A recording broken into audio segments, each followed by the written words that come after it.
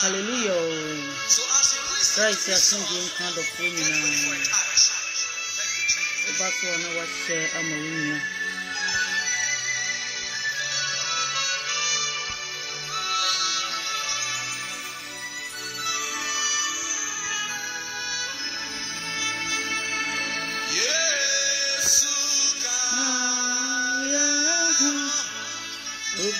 My way, natural, Equampano,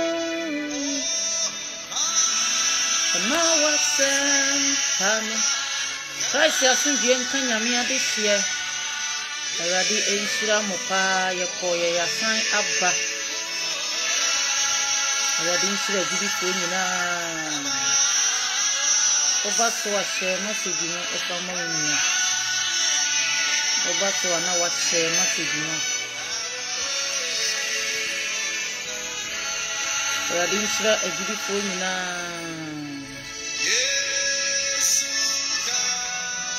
and the topic here that so Christ is the only way to heaven. Onokwa na ye fa ne so. Minua Ejimi fa bibia so enko heaven, only Jesus Christ. Already share beautiful nyina obato a share fama wunia. Already share beautiful nyina enshira mo. Obato a share message no. Afama afesro. Obato a share message no. And the topic here that so Jesus Christ is the only way to heaven. Yes, Christ on na ye fan so echo heaven. Kramon to me angel, Malam to me angel. Only Jesus Christ. My brother Asamwa Rabi Sra pa sawa bedon no baso share mawunya. Ajabo so men kuma ekran kwantu Awurade de ye koye. Wasan e de ya ba na animonyam hye enka ne din. Already share beautiful Christ is the only way. Jesus Christ ononkwa na ye fa ne so echo heaven ninia. Yesu Kristo nkoto.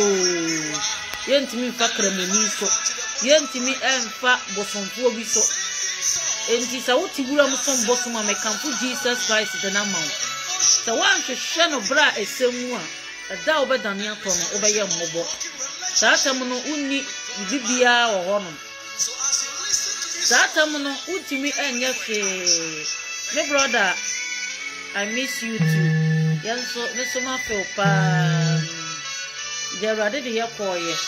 Senti na Bible say kai obofo omranti brem. Nsana da bone na ba mra na sa omaya brem. Enye yize. Jerade de yakosa de yaba ye yie ne animonyam nyame ene mompai bo. Da so tenkom a ayadu bi. Yesu Kristo nkoto ne kwan no se wan hwehwe Jesus Christ a brother obeye mmobo sister obeye mmobo se wodo ho tu huru ne unyansa so na wi Jesus Christ u Kristo suma kontu a o abrabo a wo bo wo Kristo sum ni mu no se wi Jesus Christ di ni si nchen na se wo kasa wan kasa wodo wo tene ne na ekọ heaven obeye mmobo enkwaje ebebo ye yanso na ye hwehwe Jesus Christ obra esemu. Was a minute quine, said my brother, and they are two on John 14 says, I am the way, the truth, and the life. I am the way, the truth, and the life. Many or quine or crying, or be my Janin changes a one so. Many other four radius in Kayan, where we have been to share as some park caniano, a year and a caniana doom a nipamu. In any panya city, and my radius in Nipadu, Wunu, Yansana, and Nam. Enipa Jesus Christ yesin chen wa pa no Onyankopon tiasefo ne ba na obema ne nkwaje no bonsama hye na ade agura na birimu se Yesu Kristo kwanye ne moja na eje nkwa onye nyame ba koso wo ayeye biremu koso papa Awurade Yesu moaye koso pa minu adofo Yesu Kristo ne kwan no one ne nkwa no obi ma aja ne nchen gise wonam papa ne so obi ma aja ne nchen they can put Jesus Christ the name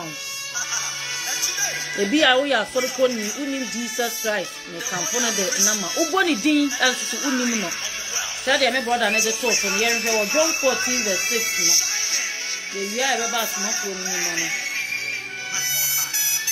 John chapter 14 wasi na Yesu so nse me ne kwan no Jesus Christ nan kasa beka say me ne kwan no kura no nkwa obi ma agya ne nchen gise wonam me Kristo so Yesu Kristo na na beka aye ni ni adofo me kanfo Yesu Kristo de na mawo me kanfo papa no e de na mawo wose me ne kwan no kura ne nkwa obi ma agya ne nchen gise wonam me so se muni mi anka mahunu agya ne nso obi si wodo nyankopon obi si nyankopon na wo som no enso yi Jesus Christ de na si nchen me nu adofo me kanfo Jesus Christ de na mawo se wan so ni mu ahwehwe ne bra esemu a obeye mmobo enti nanu asuafo no kwaka awurade asem wo baabi no wo se enkwagye ni obi amu enso din foforo bi ni surase ode ama ye kan Yesu Kristo ho awurade nhyira mi sister Akua Zion awurade nhyira opa ya femo wo system nim wo se enkwagye ni obi amu yare as 4:12 no enkwagye ni obi amu nanso din foforo bi ni osurase a ode ama enipa wo mu asase woje won kwa wo obi antumi nye won kwa wasase ene woman being bia ni obetima je won kwa brother me brother benso awurade nhyira opa obaso wa share message na efa ma wonua wo se nkwagye ni bia mu edin foforo bi ni surase a wode ama ye kan Yesu Kristo nkoto ho menu adofo me kanfo Jesus Christ de na mawo ebi a wuti summu ebi a wo Yesu wo se wo hu no enso so esum nwuma na wo ye unim papa no unim no enti we Philippians 2:10 na wo se Yesu Kristo din mu ne kotodwa nyina koto idin mu na tachirema nyina bom kasa wo ye ohene asase ase koto eti se wa hu papa we sei na wa mfa ne sane esa wo fa no wa nante na akwan so na wo sum nyame jinjanjinja wo sum ni biara dabi no obeye mmobo minu adofo dabi no obeye mmobo hallelujah wose nkwagye ni obiara mu asu din foforo bi eni surase ode ama ye kan Yesu Kristo din kwa ho minu adofo asem we mane hinta oda enkwagye ni osofo mu o enkwagye ni dekin sisimu enkwagye ni makuoli damu enkwagye ni bosomfo na wo kuro mu ho na wusuro no ensuo na ado ho atoso no enkwagye eni ni mu obi wo ho no matete amamre ye npo ena de ya brofo de Bible abedadai unnim Jesus Christ ntia ukasa honam ti se wo be hwehwe Jesus Christ ebre semu na obe nante na akwan so a menu adofo obe yi ne ho adi ade akyerew obe yi ne ho adi ade akyerew wo say I am the way, the truth and the light obia ni wonoma obe hunu agya no gise wona meme so na wo so wo yi na si nchen na wo bo abrabo no biara awurade nhyira agidifo nyina wo ba so na wo share message no ni sister abana boafo a awurade nhyira opa maame me brother John awurade nhyira wo ba so a share message no emafa ma afoforo ye ba ya chepa nse bosome nkuna kwantu awurade de ye koe wasa de ya ba ayeye nka ne din wase nkwagye ni obi amosu din foforo bi ni surase a enti no ubo wona na kwa botadin a unya nkwagye bosomfo bi a osi wabusua mu honom na wo ubo ni din a usuro no enkwagye ni mu enkwagye ani ni mu wase me ne kwan no kora ne nkwa obi ma agya ne nchen gise wona me Kristo so enti nkwagye kora nkwagye Jesus Christ de amaye se wuyi ni si nchen a untimi hunu ne da wuyi ni si nchen a heaven be bow sister Mamen kan okure no enchire wo. Yenko 1 John 5:11. Nkwagye ni bia mu. 1 John 5:11. Reverend Eradi nhyira wo Reverend Face. Eradi nhyira wo papa. Mete wo nka che. 1 John yenko 1 John chapter 5:11. Yenko 1 John chapter 5:11. Enkwagye ni obia mu. Hwehwe Yesu Kristo. Wahu na mane nsombo nche bibia. Masika nsombo nche wo enche nyame asem. 1 John chapter 5 verse 11. Wose mekenkan na ye ni adanse no se Nyankopon ama ye dankwa na dankwa yi wo ne banu mu. Hallelujah. We ni adanse no se Jesus Christ ama ye dankwa. Onyankopon ti asefo na ma ye dankwa na dankwa ni obi amo. Enkwa no ewo Jesus Christ mu.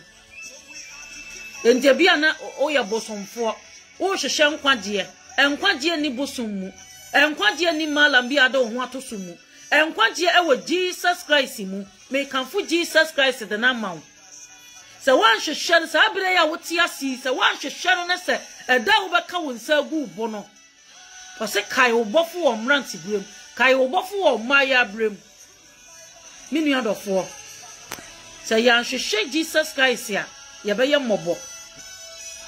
Wase wei ani adanse no. Adanse a ye di nyina ne se wase Onyankopon ama ye dankwa. Dankwa no ewo Jesus Christ mu. Enkwa ni obi amu. Nti ema obi na adaw.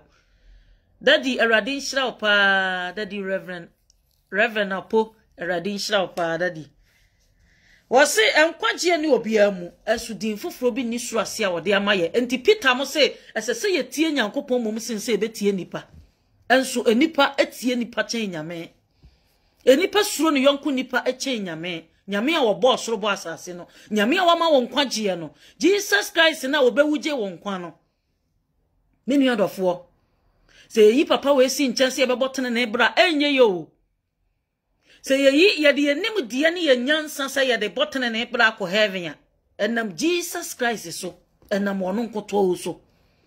Me kanfo papa na ma we na wi abrei. Se wo be fa na wonante na asem ni mu a. Na wonya wo hu boturo bodwa enhyira ne. Wase ye ni adanse no. Adanse a na disciples no di efa Jesus Christ ho no. Wase we ni adanse no. Se Nyankopon ama ye dankwa. Minu adofo dankwa ni obiara mu. Enkwa ewo Jesus Christ mu. Enti no obi wo ho no ma wafa Jesus Christ no. Wafa no edana no ensoso no abrabo esese wo bo ewo Kristosum ni mu no omo. Enti Bible se sankrofo ni nyina kari wona nim kire nyamesompa enso wapamu ahoden sa nipa no da no ho firi ne ho. Minu adofo enkwagye ni obiara mu. Wose sankrofo ni nyina kari wona nim kire nyam 2 Timothy 3:5. Wo kari wona nim kire nyamesompa se wonim Jesus Christ. Enti wonim ena akonfo bebre mu wo Facebook wonom no. Se omenim se otwere spiritual mind edema wa nyade se oba accept no because obi osum busum bia no busum de open wo de wo ye akoa oduru mire bi na opesu okun a na okun enso papa we die batan be na ne yam ye ema ne basei batan be na wo fum no kora na onya oda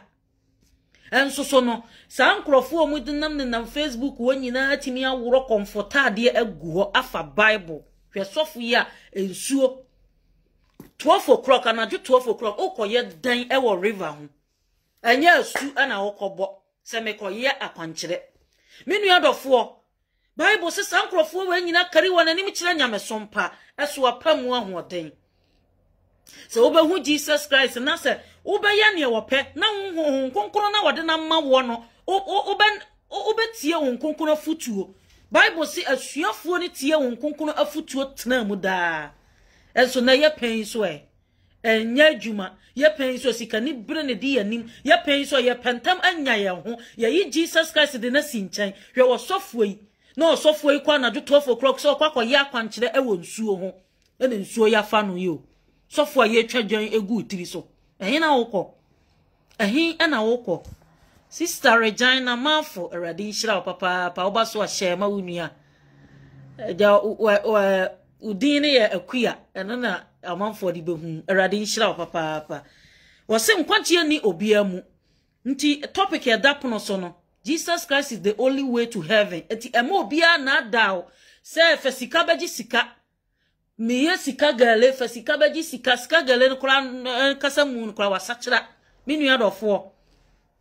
enti na da bebre wo wono mo woro akomfortade ade agu ho ena omu hye omu kuta bible no ena omu abo credit card sankrofo ni nyina ya mo bahu se obi wo no mo be ya no akasatia bible school obi wo no mo susukura okosre kola na de bo ni minimo onim Jesus Christ minu adofo Sam mire ina sasa wo hwehwe twrosem nimu sam mire ina sasa wo nam twrosem nimu na wotie wo nkonkono afutuo honhom na atiwo mu no tie na futuo hallelujah tie honhom nkonkono afutuo no na eno na ebeboa wo minu adofo nkwaje ni obia mu edin foforo biara ni ho enti na no asuafo no ka kire Yesu Kristo se Yesu Kristo ka kire asuafo no se Yesu Kristo ka kire asuafo no se asuafo no ka kire Jesus Christ ka kire asuafo no se pataku bone beba empataku bone be de ebeba be hyenwankuo nim menu adofo no na ekoso no furugu no ya wuragu ho na bible no na bebre kola na se yetoto ebi moto enkwaje ni obia mu wasi Yesu dim na kotodwe nyina abekoto Philippians 2:10 no Yesu dim na kotodwe nyina abekoto na tachire manyina bo makasa wo ye ohene hallelujah to Psalm 25:12 na wasi woni pa bi osura wurade na obekire no kwan ye omfa so na ne kra betena papam na nasefo anya asase atena so menu adofo hwehwe Jesus Christ menu adofo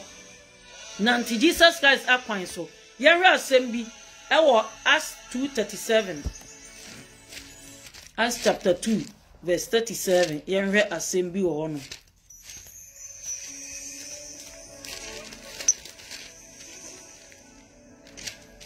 Acts 2:37 wase o de FM 3:22 no wase Israel merema muntie nsem yi Yesu Nazareth ni obarima onyankopon de ahone ne ene anwanwade ne nsenkyere ne ono nyankopon no anam ne so yoye no eyi ne kyerɛ sɛ de mora munim no ono na onam nyankopon gina otu ye ne nima wonim dada no yi no emaaye hallelujah oyi ne ma wana woni mransa so obo na senua mukum no ono na onyankopon nyane na fira wufuom hallelujah akuya me ho ye o na nso me gidi se onso brono awo so ho ye awrade nhira opa hallelujah woyi ne ma wana woni mransa so obo na asenua mu ne kum no okum ne ma me ne umienu obuwa na ye wa adomre oni wa dom na o kan no adom ne wo ho ma bra wote asisi ai no se da wo be firi wonsa na adom na ekọ eda wo be ka wonsa gu ubo no Hebrews na 27 da wo mani pa so wu prako wu na chi no atamuo eda ho ma minu adofo enti no entna bonim kasa adom ne no so man kosi da ben adom ne no so man kosi da ben ti Yesu Kristo wono ne kwan no Yesu Kristo wo fa na wafa de anyina Yesu Kristo se wonsi aborosan wonto ka wonto asase Jesus Christ woni ne nama enhira ne esombo che bibibia because ya package Jesus Christ no bibibia woni mu de wo hwehwe bia no o de be man wo se hwehwe tene na henie kane de hia wono me safo rade me de be man minu adofo mama rade nhira pa enhiraba dufie mama rade nhira 37 wase no wote ye no wote ye ewo won akomam no ka kire won se o ka kire asomafo aka no se nuano yenya den na waje ye nkwa anya ade an edene wo hwehwe Jesus Christ na wonu hu na bone a wudi no bone a wotimu no wo sori firim na se woni papa ne be nante no kuremu anti na no o ka kire Paul onam awrade honhom enam Paul so kasaye se mo mama brabo mfata Kristo na sempa no abrabo be ne yebo na abrabo ayebo yi asole dam na ya kawo ason dam na ensenhunu ewo nka ni kwase bane sa akora enti Bible si atamwo na nkasa no odebe free nyame fie kanen odebe free awrade fie timinu adofo sa mere ya wotia se wanfa suro ni anpopo anya wo nkwaje ho adwuma papa na bewu ama ono ne kwan no eti se wan so ni mu na wan nante na akwan so a ebere bi beba ubenu hu wakase anuanom yenye den na wagemenkwa na Petro se won se mon sachira madwene sachira wadwene na adwene na da utirim na adwene na nye papa sachira madwene mon sachira madwene na mom nyina ma su awrade Yesu din ma mo bone fafiri na mbonya honkonkon achede no entu Romans 8:9 na so obi ni Kristo honhom onya ne dia ebrade dankrofo bebra no me Kristo ni me hu Kristo me ba Kristo sum 10 years ni ede dankrofo bebra no so no nyame honhom ma ye Kristo ni no ana se nyame honhom account ofra ne ma ho no ebi nti wo mu enti na de ohonam be kire obi ana wo ye no God spirit nti wo mu ana Bible so obi ni Kristo honhom onya ne dia minu adofo ye hwehwe Kristo yie ye nante na akwan so yie oso wote ye wo na komam na okasa nuanom ye nya dan na ose mon sachira madwene binim se adwen sachira ne trete otifie na obi aba ware na ye ne ho ade osachira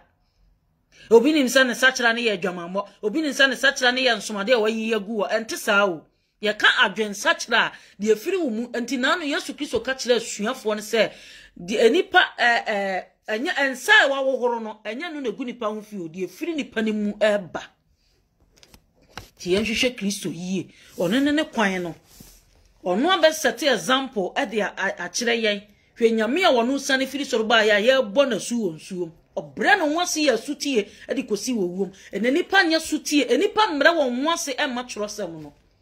odi ne hunu mu ni nyansa ne nam ho onim Bible ne ba bia ho anu akotu wase one save forever save at the danano minu adofo moma ye nyesa asuafo ne te asem no enkrofo na omudi Yesu Kristo achidifo bebra mo te asem no wase achidifo foforo empemonsa hallelujah wakasa nuano mane me nya dan wase mon sachira madwene ma bone fafiri mon sachira madwene na bonya honkonkon achade no enne ye mudodo san na etie nyame asem e kasa nuanom ye nya dan ana obefa wo pono tie ka kire nse me di ho fo na me ni awrade ni twaka bia enti ne kwan be so na mefa so amesoma awrade ye no obefa wo pono tie na ye sikasem obefa wo pono tie a na ye ne boyfriend bia wa promise no me nua dofo bibia betwam awrade asem entwamu da na anu Yesu Kristo ka kire asuafo ne se wakasa kire wo mo samon dwendwene ntoma ho mon dwendwene de mu bedi mon dwendwene de mu behye mo mamoni nye atoto ho mo mamoni anje atoto me nua dofo hwehwe Jesus Christ Mrs. Patricia Aradin Shraupa oba so a share message no fama onua wose wote ya na wo na komam no kase nya dan se mon sachira madwene enti ye onkrofo bebre ho no ma o ma be wura Kristo sum no mu wonsa wo okọ adwuma mu kwa na ofele forma na ya twere onsa abrofo ta ya sa de no ni ya twere se region be na wo na wa twere onye muslim nko a de obetwere Christian na ahye ho most of them asante region be bia abonofo obetwere se am a Christian so na oboa because adentia onye ayi onko nkramofo ayi omoye se wode na mama bofo onye binti no yawo na to asante mu nko ade ubehu origin ben wose am a Christian na watwera hye ho abre so a onye Kristoni enti Yesu Kristo ne ba wo ba na o ma mefa adebonyefuo o ma mefa asorekofuo o ma mefa a Kristofuo o ba befa atenenefo na de wonako abrabo ben ye namu ena no Simon oyebi Simon ansa kira na dwe na obeka asuafo no ho odi sika ba nyame adoma chede omo se wakoma ntene wo nyame ho sai na yakoma sitie ma menom papa nom sai na yakoma esitie wo wrade mu se honhom na ye ne nam se ebetie na futuo na ya be nante honhom ne mu a enhyira ne yen ye be nante honhom na kwan so a enhyira ne yen enkrofo bebre na wawiase mu a honhom bone de wo mu nam honhom bone de wo mu locate enkrofo bebre na wawiase mu a honhom bone na wo mu nam dodo asai na Kristo sum ne mu dodo asai na nyame honhom ti wo mu nyame honhom ti wo mu anka de ode kura mmompa ye wo be ye basa God spirit no minu adofo Jesus Christ wono nkoto ne kwan no Jesus Christ nante na kwan so me brother Steven Aradin Shraupa obapa akosua Aradin Shraupa papa mo ba so amun share message no Aradin enhyira mo ene ye kasafa Jesus Christ is the only way to heaven. Yesu Kristo nkwa ne agenkwa no. Ono nkwa wase nkwaje ni obia mu. Ono nkwa na yanya no na se yaso ne mu a yanka manamamu fo yanka ho ko Israel mu. Onse ho ne mu na Kristo so mhya ase o. Ho ne mu na mefa nse Awurade Nyankopon yi ne ho kira Abraham na ya wo nto aso. Ho ne mu na hya ase. Sai na omusi dresse. Ana nya dressing kwa na de ko heaven akoma ni mu na adwene ni nyina de eka ho sai na omusi tutu o manamo wo Kristo sumnim na ye pen so de sai amanama mu fonti ya tu bibia ya de abom obi nka obi asem menua onkwa sorry ya me kanfo Yesu Kristo de na ma obi wo se nsu oto ana obewura sondam obi wo se asore kro onko bi da na no mi hia bra bi wo ayi shop na me to ade mehwena no heya town center ho no wasi asofo gigi nkrofo sika enti won de won kwa sori collection na woya adwuma nyina bosome ya ma ne £1,000 na oyi common £5 de ato correction no wasi asofo gigi nkrofo sika di enti bonsam won se oti hono na se wa ma trosem na men wo ko adwuma ma wa fa trosem na nkita won read trosem na no pa wi anwumra hwe obi abayiye me fan se bayiye tini mu na watutu bayiye na ma no ana se okom na watutu akom na ma no sa nkrofo ni ye serious woni mu se trosem we se wansua wa anya fasting wa mompaye ede bia wa mompaye bemprenu ana mprensa honhom na besan bewura ni mu enti no dua ma na ho kwan ene wo ye de edorim ene boni atiatese wo wiase mu na nkrofo tidie o mu tidi se ba menua yanhwehwe Kristo yie ebra isemu yenhwe assembly of 1 Peter 4:1 1 Peter chapter 4 verse 1 yenhwe assembly ho wose Kristo nhwe so hallelujah na afese Kristo ahuna mane hunamu ya monso monfa adwenkro na aramia mo ho efise de wo hunu hunamu amane na dwai bone yo na hunamu setena bra aka na wantena se amani pa kono biem hunamu setena bra aka unimu umfia ngasa mere obetoto niema unimu umfia ngasa mere obetutu anama ode wo ho bebo wo mo do awurade na wo nante awurade akwan so na enye wo mo pe wo mu ho nyantam ya na ano na areho Ghana sofu bi na asase ese o motone ma no mo gi asase no mo ko ekuro nkrofo picture pa ana msie ne mo wa kontuom de mo bre ma me no se wonye prayerful se won read nyame asam de ba bia obusuani de wonam no emeka se bi kwa so na unika pre nkrofo pictures pa ko jan bobo mu no menu adofo se ya hu Jesus Christ obonefo ne betete yen wo so wifo bae obewia obekun na wasel menu adofo wose hunam bra asetena bra aka no anya adwuma nko apupu o hunam asetena bra aka no yedi hunam we nko achi a emmoa ye hunam asetena bra aka no wantena se amani pa ko no biem na emo watena se amanyankopon apede dodo wosan na ye nyame apede ode na no be prichi ensoso na onimu awurade na nakoma ani awurade ho wode na no ebe prichi ensoso na ba oba Facebook o esika na obepe minu adofo say yesa say ye mapapa no ho do etna ye mu a ebeboa yen ubehu sade a wonye ho adwuma na awurade am ye de abeto na ho ade a wo mre ho adwuma no na awurade abie sa kwan na ma enti wo se hunam asetena bra aka na yentena se emani pa kono biem yentena se mani pa akono biem yakono bra yi mu no yenhwehwe Kristo sa bra ya hunam akiri difo adoso yi yenhwehwe Jesus Christ yie yanante na akwan ni so yie Bible say obifo ma obaba wia na wakun na wasel ke obi a wonim Jesus Christ no obonefo ne tete no no wapansam no o control ne na brabo no o control no hallelujah minu adofo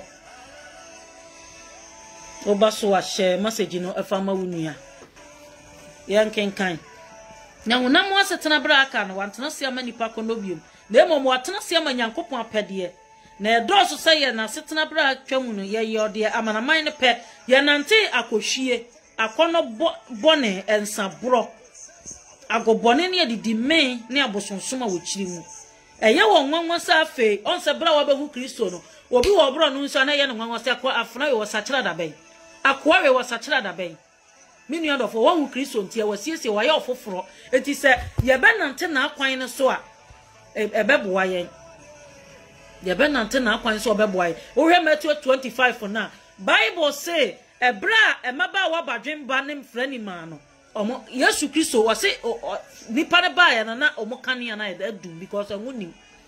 oye omo ye empty no omo deda ho omo twen ti onkrofo bebre omo twen the second coming of Christ but onu ankasa on prepare onu ankasa on sachira na dwene onu ankasa no wote akom bi so ekom onu ankasa okutabodua onu ankasa obodua onu ankasa wotimi sandi sika ko Ghana se je nefa koma malam no na onye me ho adwuma woni nsa woton wani mo nyama ma no obe control wo na wasefo se ya hwehwe Kristo yie ne ya nante ya na kwan so yie na ya mfa bi so ankyerɛkyerɛ ya mana eba na obonsam betete wo mapansam wo 1 Peter 3:12 1 Peter 5:18 na wase mamoni na ho monwen efise motamfo abonsam bom se jata wani ebeda woni se obeso Kristo ni mu yie obenante na akwan so yie maame papa hwehwe Kristo wate hwehwe nyame asam ni mu yie hwehwe nyame asam bebre aye lazy o miamia fon so 24 hours a the word of God no and then when bonsam de anitie wade tablet we bibi we ya ba wiase mu ana ya program Bible aguso enti no oye so wo shia Bible na message aba krenkren se obe matro sam we ya benwa enkrofo rashi togu o modem ebere bi bebe nyame asem be ye kom ni sukoma mani pa on say your program gu fon so udi empakaji bi nwa wo hwehwe japade bi a esombo japade betena ho da menu adofo to Bible ne sua to trosam no because o ta wontu sika enkene ye hallelujah o ta wontu sika nye dai enkene ye yamto aso na ye won nwa sa afi woni wontu mirika nkosa sakasaka puto eni mu no kam ho nsembone onse bra befa Kristo no wo se watamfo bedos wo ye obi papa kura enya ne fe obeka ho nsembone obedi trogu so de won kan ye de begu so ni nyina ne se sa ba ma Jesus Christ na wo hu no wono ne ye de bi ye no hallelujah onu ye de bi ye dai aye no enti wo bebre kali woni mkire nyamesompa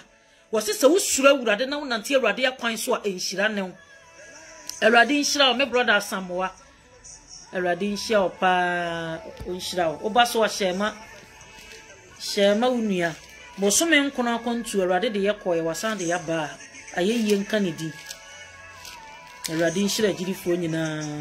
ye kenkan 3 John chapter 1 verse 7 3 John chapter 1 verse 7 o penya na wo twire bi da wo ye free no ba hu na so wa hwem na wo sua twrosam se de obi mama da wo we ye bremu ende nyame som obia ankrofo bebre kutakuta doctrine we se me de na ye we se wa mama memenda we se wo be ko jam we se wo we na mo na we se wo shampa boa kwa asori a on se ni nyina na wi ya nyina ni ti ni Kristo ni ade ehia se Kristo som no se obi nim Kristo a o kwa ni obi na betre se ma me we nim Kristo last mishia lady bi adwumam na mishia lady no na mishia no na so no wa hihye firi se be ka se ana wa boni bi se anya se na appearance na me de adwini wo mitirima na se yo me se no gay we adwama mo hum tinimu ohia totally deliverance one day last social no ka one day o meeting nipa no one day pen no de na be wura ne dem ene na da abo adwaman nti minu yadofo se nyame hum tie mu a yene yankasa de ye pen yenye yene yankasa day and night ne 2 hours ne day and night ne asesa gu ye ho so no enke be tie adwuma no so ahue nyame yansem because wasin shira ne oni pakro be wen na nipa miru dampa so be fa ba ko ja ba ko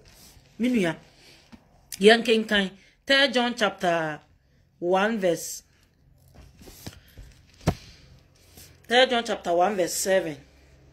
wose na adafo bebre abawiase a ompan ka se Yesu Kristo aba honam wodada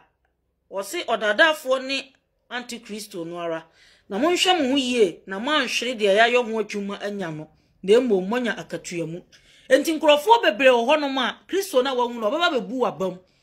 obeba ba mu wahu se wokra woni nkwagye enti obi enti David otwere wo sam se enipa bebre awurade Yesu enipa bebre na se mekra se oni nkwagye wo awurade mu enti wo awurade wo ne mechem ne menkatabo enti no asore na wo kɔ no se wo wa mo wa brabo se de wiasefo obo na wo bo wa brabo se ne fata trosem no wose mo Philippians 1:27 mo ma brabo mfata Kristo na sempa no ko wo ma wa brabo fata ho nobody obi anu obetima jaje wo atamu na awurade fanhye nipa nsa wo atamu wo hye Jesus Christ nsa hallelujah enti nkrofo bebre wo nam wo ma omu bu abam wo hu Kristo no ono so de nkyerɛkyerɛ foforo sa be kyerɛkyerɛ wo sɛ Yesu Kristo ne ono kra na agye nkwa Yesu Kristo enti ne yankenkan ye duru ho no ma yankenkan asɛm bi wase ho ye mede pa wose mo hwɛ mo hu ye na mo ahwere de ayɛ ho adwuma no na emomonya katuamu na obiara wo fom no ntena Kristo nkyerɛkyerɛ mu no oni nyankopɔn ti yesa hye saade we nso obi ba be preachiw na wanfa Jesus Christ amount wancheche Jesus Christ ne mra wa hye wo na obeka kire se nwennam we som sabat ye sei ensem bebra hunu se sa nipa no wa yira ana sa nipa no okura tete atesem hallelujah wose na obiara wo fom na wantena Kristo nkyerɛkyerɛ mu no oni nyankopɔn enti Paul kan asɛm bi se obi ba be kan asɛm foforo ka de ya kan yi ho a onnue sa nipa no wanya dai onnue minua se wonni mu kyerosem a obi mama daada wa we ye bremu enti na meka se dan dan nyina no kyerosem no package bi gu dam wonni ma kenkan no so obi wa atwi no kura ho den ma no obi wa brofo so ho den ma no ya download bebre e wo YouTube ho ukọ set ekus ho no ma ya download bebre Genesis to Revelation sua enipa sua kyerosem no wo de ne penalty wi ase ya kenkan wose no bia ofom no ntena Kristo nkyerɛkyerɛ mu no oni nyankopɔn na de ɔtena nkyerɛkyerɛ ni mu no ɔno no wo agya no na ɔba no ɔnse Kristo nkyerɛkyerɛ ne som bokura ma no som bo man obetima kanfo da ho de akyerɛ wo saa na wɔne wo nkyɛ wɔne o introduce Jesus Christ ma saa nipa no ba bi ofiri ba wose nkyerɛkyerɛfo atrofo bebrebe wiase mu nkyerɛkyerɛfo atrofo beba na ɔmobɔ mbayi papa na si nkyɛn na ɔmo de ɔmo nimdeɛ na ɔmo nyansa menu adofo ema wugidie we ye bremu ne ye wo no ema wugidie emfiri nto da biara da ema wugidie emfiri nto hallelujah ema wugidie emfiri ento onse tifia sem no 1 John chapter 4 no osin kyerɛkyerɛ pa ne kyerɛkyerɛ bɔne na kyerɛ sɛ won kyerɛkyerɛ pa ne kyerɛkyerɛ bɔne wo ho maame papa ye won kyerɛkyerɛ pa ne kyerɛkyerɛ bɔne e wo ho awieye bremu ya hwehwe Jesus Christ ebresemu ya nante na akwan ni so yie waso obia ni wo behunu me papa no for amfa me meso a obiara ni ho a obehunu papa no wasen kyerɛkyerɛ bɔne ne kyerɛkyerɛ wasen kyerɛkyerɛ pa ne kyerɛkyerɛ bɔne adofo munya honhom nyina ni na mmom nso honhom ne hwɛ sɛ wo firi nyankopɔn ana efisɛ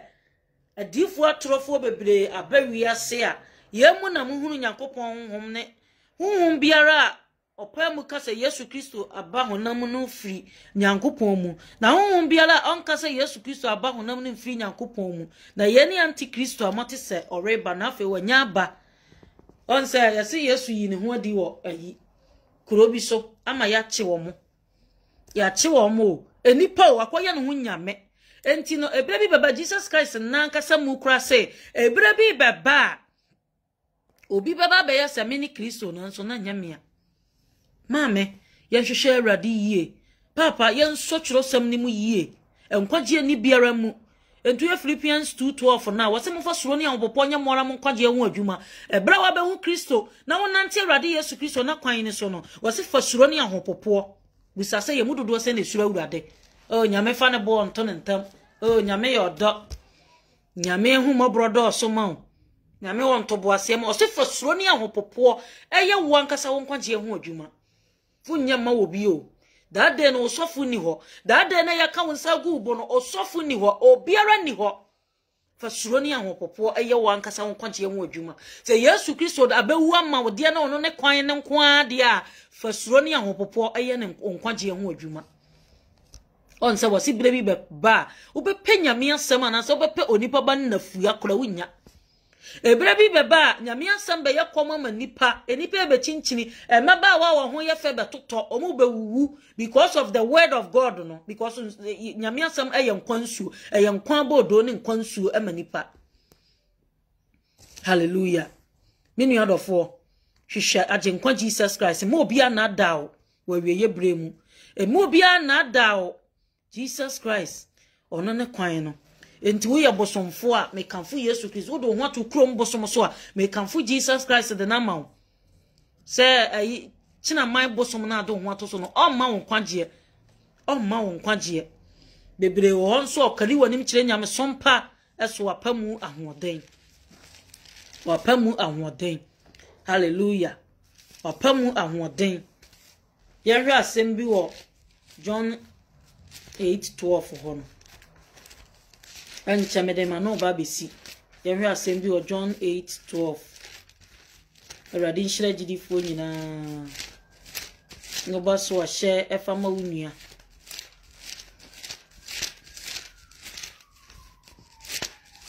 John chapter 8 verse 12. Hallelujah. Ose ana Yesu kasa kire won bio se mini wiase han de odi machiri no sumuri nru no ore nante sumu no benya nkwa han mini wiase han no mini wiase han de odi machiri esumu nru ne da esum enuru ne da enti se wo so wo ba ma Jesus Christ na wona musumu a anasa wo ye niam a ensem fata ene ya no ho na accept Jesus Christ e wo wakoma mu se wo ye sumu niam na ene nyame asem ne bo abira na edawa no se woni se obi wo ho no medana no se wo hu Jesus Christ adaya ne ma me kwa asore na oso ne nsaketwa na odi ni di na chi kwa asore ntini wo hu no ya wo na tum ondi onim nyame firi ne mofrasi o the moment ya wudi bone a empusu ensheki wo no dia dance ya kire honhom kora wo ye ne dia wo se na Yesu ka kire won bio se mini wiase han de odi machiri no ori nante sumu obetwam afiri owuo ma bankwam erade nhyira gidifo nyina me brother Isaac erade nhyira pa obaso a share message no ema wunua erade nhyira Erade enhyira evangelist Adroya boa me akasa mi sister erade enhyira pa obaso wa share message no efama unua and the topic e da pono so ye Jesus Christ is the only way to heaven ono nko a bebre de mra ekoso ama enipa adwena ye basa Kristo sumunim o som kora na oni nse woni nkwagye o nkwagye emu obi anada wo se ana Yesu kacha kire won biam ti ye kenkan John 8:12 no Yesu kasa kire won biam waka so na falasifo na nte ase ana Yesu kasa kire won biam se mini wiase han I am the light mini wiase han de wodi mechi na sumu no enuru ne da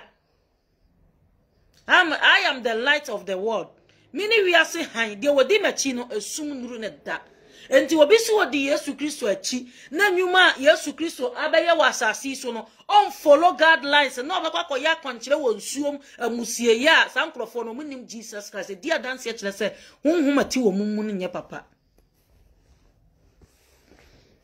na mugu Kristo suma ni mu ase eda papa ne be sana na mobaye mmobo na mo de Kristo suma worogoro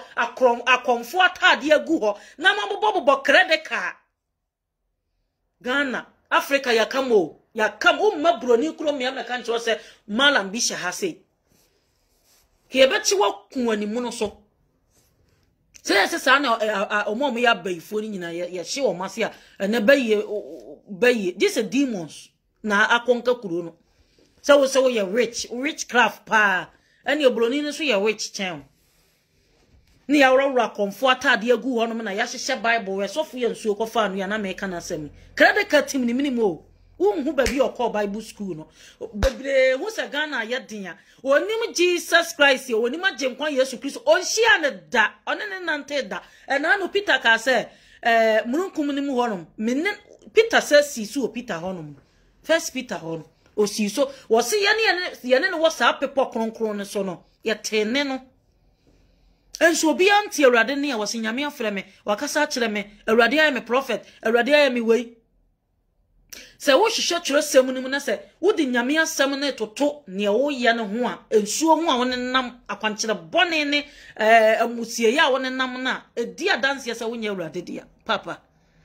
maame edi adanse se wo nya awurade dia Yesu Kristo ne kwan no eti se wo se wagya kwan wagya nhwɛso ato se yentutu ya namo ensi ne diem ana ye de ya namo ne nam ba bia ye pɛ ya namo ne nam sikani bra so ya namo ne kyerɛ yen se ekofo obi yere so futimi fo obi yere enye na ni wu mimi de ana menka so omo ye asofo omo ye Ann Robbins because wo hwe sofo papa bia no wo be wo se trosam ni kitana or read from Bible to Bible on kan chose maji koshia koya kwankyere maji koshia kokko to koshia yesei ni nyina ya bosom sam menu adofo me kanfu Yesu Kristo de na ma so obi odi machi no nante sum enti we John chapter 3 verse 19 na wo se ye mom ni atemmuo na eba no ye mom ni atemmuo no efise nipa do wiase enipa do sum echen han efise wonwuma eye bone wonwuma enyuma bone na nipa eye enipa nsuro awurade biam nyamesuro na yira enti na sa ayi Paul de ne handkerchief ko gu obi so wagugu a wosore ye na enya dwuma biam 1111 adentia because Jesus Christ was no hunu no na dwene disikachi enu anom pam cho munyina musu monta so ma me pa me ba sesia me chake akora na ba